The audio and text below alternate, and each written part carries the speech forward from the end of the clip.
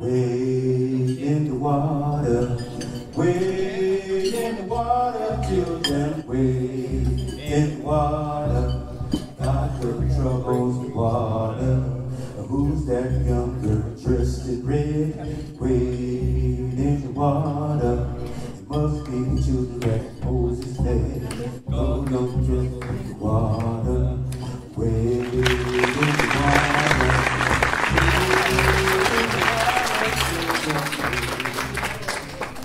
Go up here a bit.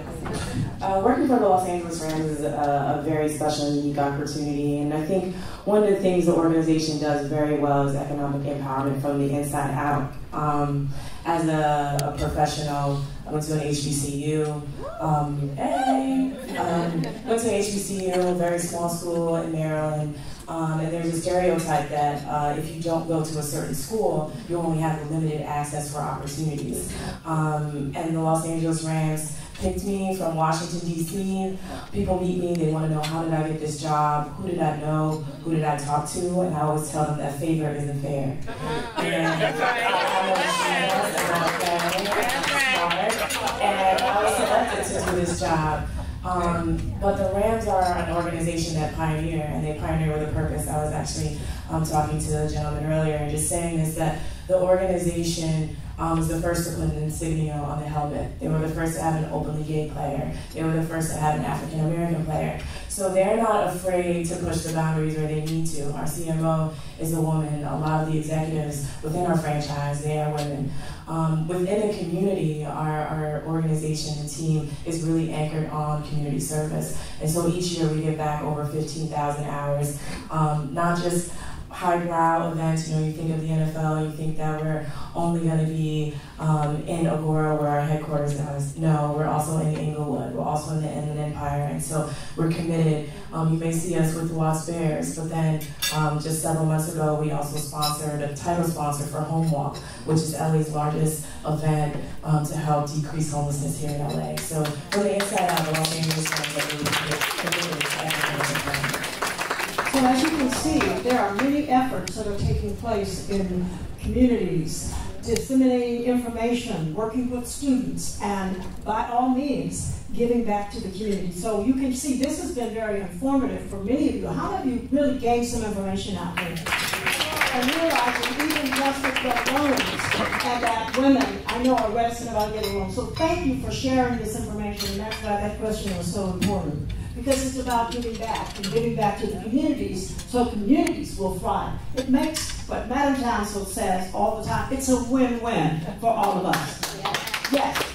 I want to inform everyone in this room that we had in our budget, the United States budget, a line for HBCUs, and under this administration it was taken out. Yes. And so all of you need to get involved and vote. Yeah. Yes. Vote in your own interest. Yes. Because this is the first time we've been presented a proposal that took our HBCUs out of the budget. Okay, we know we have a job to do, and thank you for bringing us awareness on the values and values. This is my next question, and then this one, I sort of thought about it and sort of turned it around. If you could give me only one answer to this question. Share what you believe is the most essential thing for women going into business that they need to be prepared to do. Think about it. Okay, well, Dr. Barbara, just you have two sides, one answer for two sides to that coin. Okay. I think I'd like to say stand for something. It's part of knowing yourself. Maybe that's the first step. But stand for something. Don't be afraid. You're definitely in business, obviously, to make a profit. But don't be afraid to stand for something. And then also the other side of that is look forward. How can I continue to grow? Madam MC mentioned in her introduction that Solomon and I are going to be producing the new Green Book. Well, years ago there was a need for a Green Book. This is an entirely different time and place, but there's still a place for knowing where African American businesses are as you travel across the country and around the world.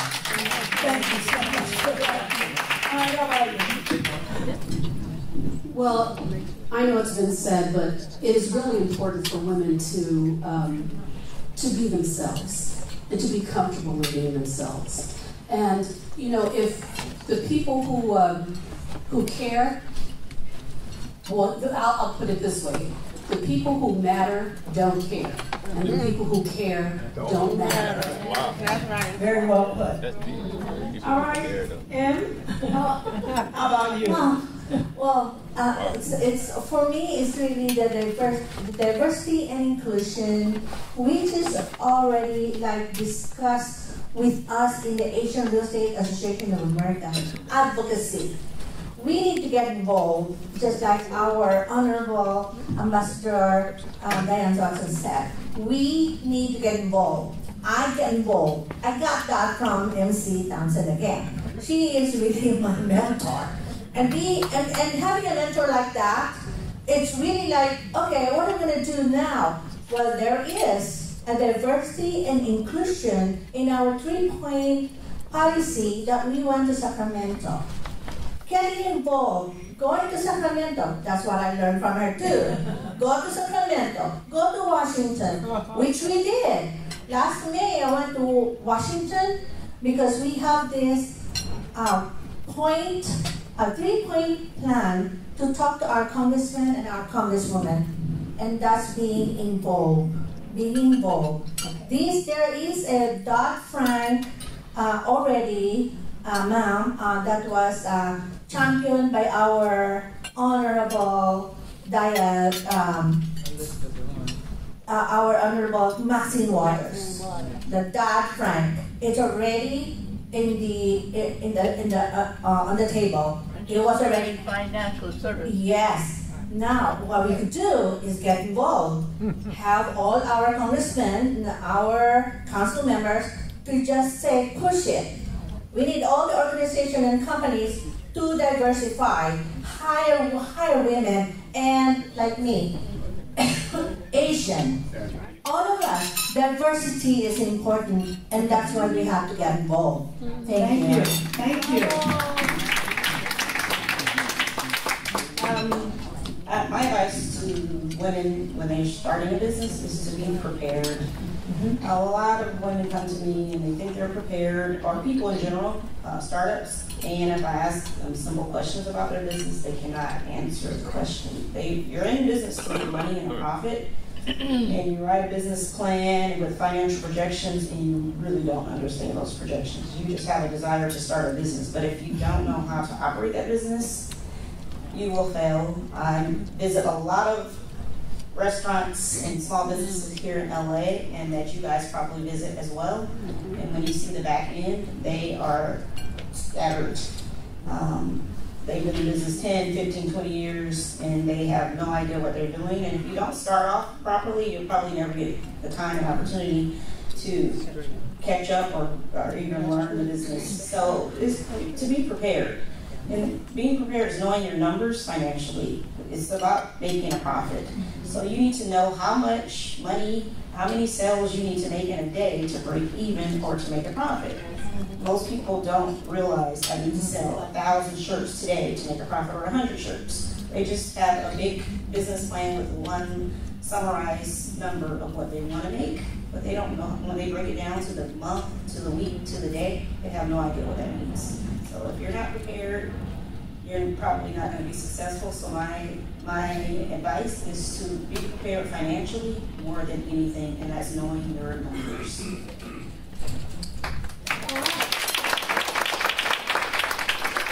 My advice would be faith and just making sure that you're anchored in something, because part of the journey can be very, very difficult. And you need to make sure that you're rooted and you have a really strong foundation, and that no matter what comes your way, you'll be able to withstand and keep moving forward and keep pursuing your goal. I think the other thing that's important too is to have a really strong tribe. I call it tribe. It's been referenced as mentors. But part of that journey, whether it's good or bad, you need someone that's going to celebrate with you when it's going good, and someone that's going to pick you up when it gets down. Because let me tell you, it can be tough. And regardless of your industry, regardless of your role, personal life or professional, it's great to have a strong tribe that can support you on your journey. This is very good. Thank you so much, and I hope that some of you are taking notes because these are very good points that you're bringing out. And actually, based on research, everything that you have said is proven in research. And I think the most valuable thing, one of the things that I advocate, and I don't want to be talking too much, but that is you got to know who you are, you got to know your purpose, you got to be standing the ground, and you got to realize that failure is not an option, but if you do, pick yourself up and keep on going. That's right. Now, to my last question, and this one I thought long and hard about. And it sort of ties into this, but I'm going to ask you, based on your experiences, what advice would you give to young entrepreneurs or veterans who are changing careers or women over 50 who want to go into business? What advice would you give them to help their communities? So this is not all about me, you know, but what advice would you give them to help their communities? Because what is it about? Giving back to the community. So, who wants to go first on that? Oh, I see you. I see your hand going up. See that I'm over 50. Well, we won't get into the age game because I'm probably as old as anybody. Well, first off, you know, if you're going to go into business, you need to make sure that you have all of your ducks in a row. You know, I know that especially if you plan to retire and you want to do something for the community, you know, for someone like Edison to support you, you have to make sure you have everything, you know, all your licenses, all your insurances, and everything like that. But also, you want to make sure that you're at the table of, you know, of different organizations, of committee meetings, chambers, anything like that, because if you're not at the table, you're probably on the menu.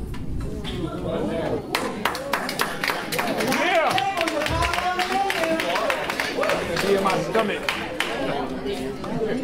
I want to piggyback on that because I can't emphasize enough the importance of aligning yourself with like-minded people at any age. But I also want to point out that, speaking of age, that we can learn something from children even. That's right. We were speaking of in the earlier session. So be open. Be open, be teachable, and be willing to give. It's that willingness, it's that commitment to really want to make a difference that will make a difference. Thank you. That was because very pleasant. I have I'd like to tell you a story. Instead, then you could go ahead and tell me. That 1 minute. For the young generation, don't we have, who's the millennial? Is there any millennial? No. Millennial. Oh, there you go. For the young generation, they are so equipped with mobile phones, their laptop, and all that stuff. And they are like, okay, because I'm around there, I do my business, and I'm very particular about learning from them. Because I'll tell you a story. I've been in the business for 30 years. And when the time comes that technology comes in, I was like so shocked. I said, oh my God, how am I going to do this? You know who I learned from? My nephews, my nieces, and I attended classes because I, over 50, need to be open to change. That's in my mind. That's right. Because when I started my business, I had nothing. I'm not those that live in a, a state or trust. I don't have those. I had particularly pick up pennies when I started business. You know those pennies? 99 cents burger? I have to do that because I'm starting a business. And there's no way that I will fail. But we have to be open. We have to really face the challenges as a business owner. And then after that, we become successful, right? No matter how hard it is. You put your blinders on, you just go straight because you have a goal. And when you surround yourself with good people, your mentors, your coach, it doesn't matter. They will teach you. And this young generation must really follow what the older generation like us, because this is for their own good. And us, as older generation that's been there already, we need to pay forward. We need to guide them and get them be inspired, empower, and enhance their knowledge, education. And Madam Thompson, I have a question. Can I be a lawyer too? I'm my age, I would like to be a lawyer. I don't know what I'm going to do, but I want to be there because my voice is needed. Our voice together is needed, so I want to be a lawyer. I'm over 50. But continuing education and enhancing your education because you are paying forward. Is that right? Thank you. Yes, thank you. Pay it forward. So, if you're a veteran, a youth, or a woman that's looking to start a business, I would say don't look at yourself as a veteran, a youth, or woman. Look at yourself as a business person, an entrepreneur. Youth, the benefits that are out there for veteran youth and entrepreneurs, get access to all those resources that are available because you're a veteran or a woman, but that's it. Other than that, you're a business person. Secondly, as Emily said, definitely follow the trends of the youth or the millennials, because those are the ones whose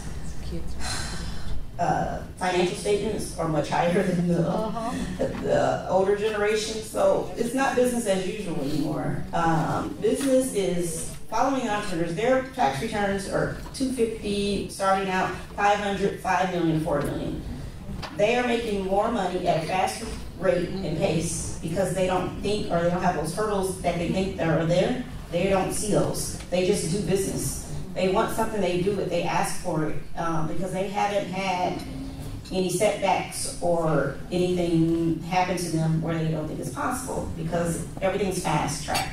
So my millennials, they're making the money and they're not thinking about it. They're taking risks that women that have families and kids are afraid to take. They are afraid to get loans because they're afraid of that they're not going to be able to pay it back. The millennials, and mainly men, they have no fear, and they will get a loan. They don't matter how much it is, the payment, that they can pay it, they will get that loan. Thank you. Thank you. We're moving along. Okay, we're moving. So my advice would just be to take that first step. You have an idea, you have a vision, you have a thought, there's something that you want to bring to life. I would do it. Oftentimes when we talk about impacting the community, we're a little bit hesitant because we feel like this is not going to impact 10,000 people. This is not going to impact 100 people. The community can be one person, because if you're able to change one person's life, you don't know if that's Michelle Obama, you don't know if that's Barack Obama, you don't know if it was me, you could have been my teacher, you don't know. So just take that first step and move forward. Yeah. Oh my God. Okay, great. Did you get something out of this today? Yes. Now I have time for one question. I give Madam Townsend one question. One question. Anybody have a question of any of the panelists? Now's your chance. Yes, sir. I want to hear what you got to say. Yeah. This is important for me. Okay. Hire people that aren't considered employable. Right. It's very important to hire those people, because people do want to work. Just because they don't have the degrees or the experience, they want to work. And the example of that is Uber and Lyft. Right. Everybody that has taken those jobs are people that couldn't get a job anywhere else. They're working 40, 50, 60 hours a week. That shows that they want to work. So hire those people that aren't employable, that don't have the good paper background. Hire those. That's right. Mr. Cash, one question. You know, this morning I wasn't going to come to this conference, but I didn't want to face, I didn't want to face Cleo. And Madam Thompson, who's coming to the same kind of thing for me tomorrow morning. And little did I know that I'm going to be dealing with Edison. My God, had I not come because I have 40 acres in the view, in Acton, and all around me, I'm blocked in with who? Edison, the NFL. They're part of the 400-year celebration that's coming from our family. Edward Hawkins is my cousin, and he left a legacy. Oh, happy day. And then you're here. So I have to learn. Right. And I'm saying this, how to be supportive. That's right. Of the things that go on in our community. Yeah. I haven't seen him in 35 years. Yeah. He worked on a project that I was in charge of. You know, it's important that we give back. That's right. Thank you so much. You women have been absolutely fantastic today. I want to thank you for taking the time again. You are dynamic women. I admire all of you. And the fact that you come from different perspectives and different professions. So I just want to thank you. I want to say to the audience, it has been a privilege to serve as the moderator of this panel today, and really very informative for me as a business owner and entrepreneur. All right. We know that economic growth is really important and giving back to the communities. And so I really value all of you for coming here, and again, thanking Madam Townsend for all that she does. Yeah. And I want to give honor to my mentor who drugged me everywhere. I was a drug addict, and that's Honorable Diane Watson. I was a drug addict. She drugged me here, drugged me there, everywhere. So that is my mentor. So each of you ladies have had some remarkable journeys, and I wish you all the best and God's blessings as you continue to make that money and give it back. Thank you very much, and you guys God bless all of you.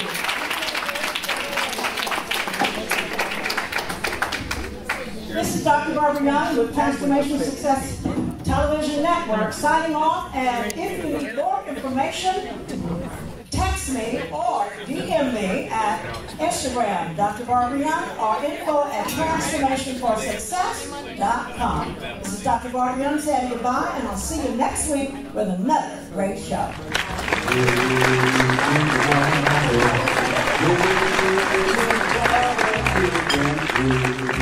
In water, God took troubles with water. Who's that young girl dressed in red? Wade in the water. It must be the children that Moses fed. Oh, no, just in the water.